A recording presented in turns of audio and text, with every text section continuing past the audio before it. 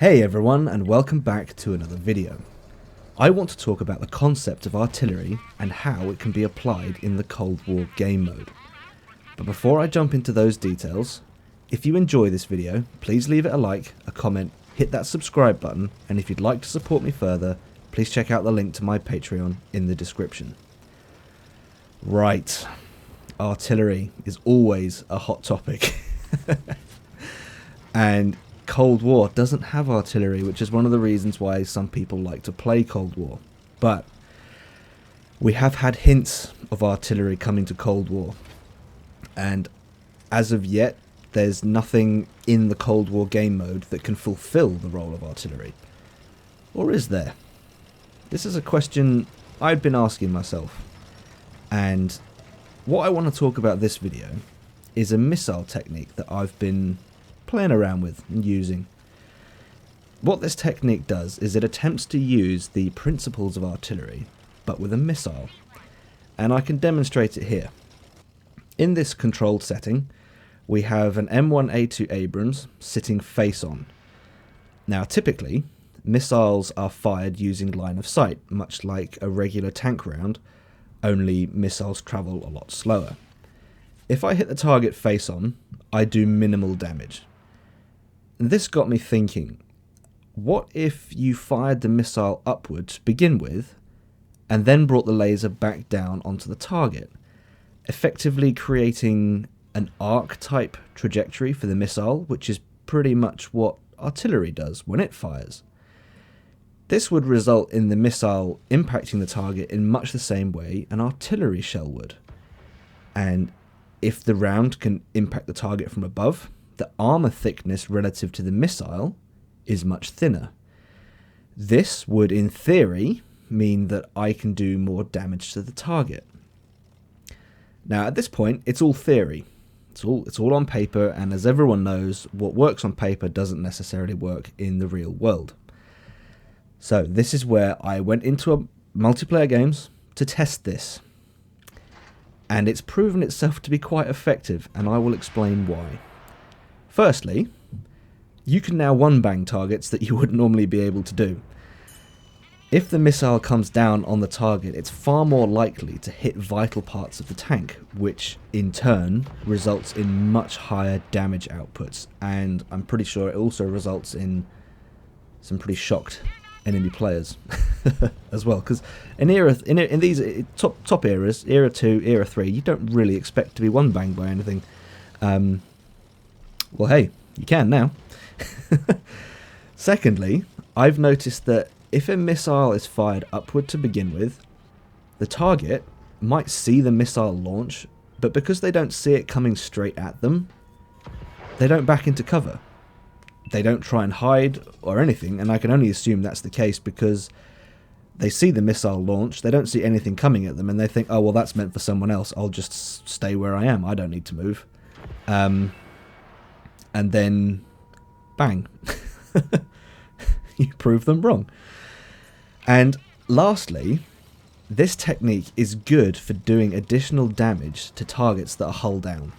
Now, I'm not talking about, oh, there's a hull down T-72, let me just do an extra 1,000 hit points of damage. No. I'm not talking about numbers like that.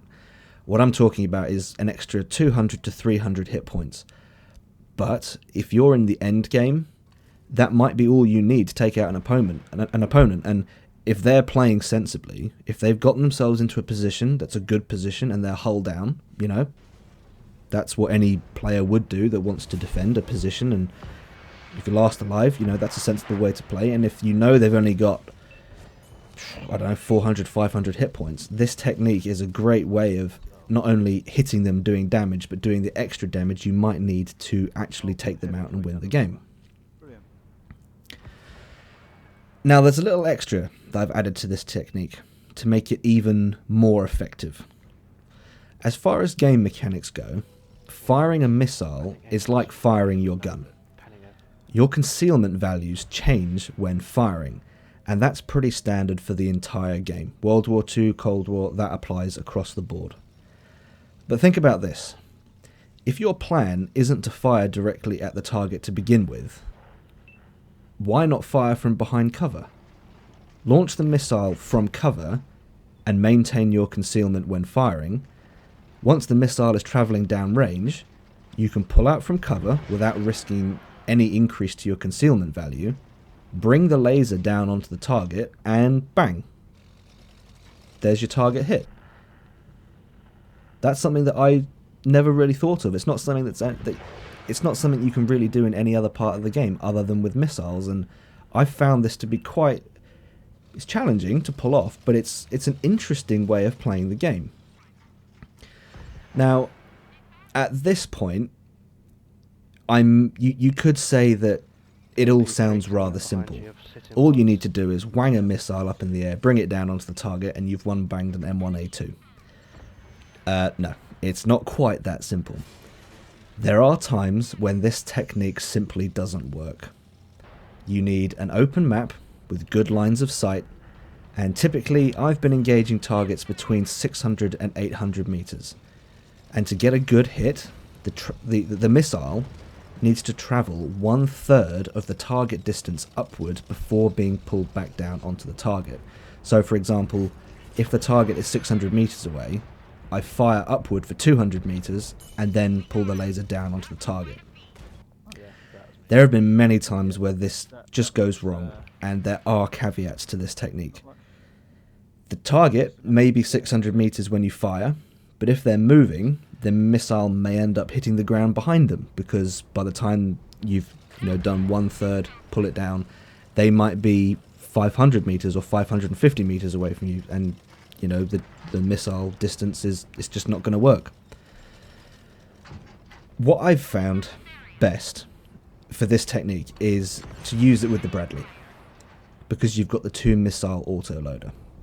That makes follow-up shots much quicker if you miss with the first missile. And I mean, obviously vehicles like the MBT-70 and the BMP-3 can use this technique, but if you miss, then you have to wait the whole reload to try again, and in that reload time, it's like 18, 17 seconds. In that time, the target can move, or it can be killed by someone else in your team, which is frustrating.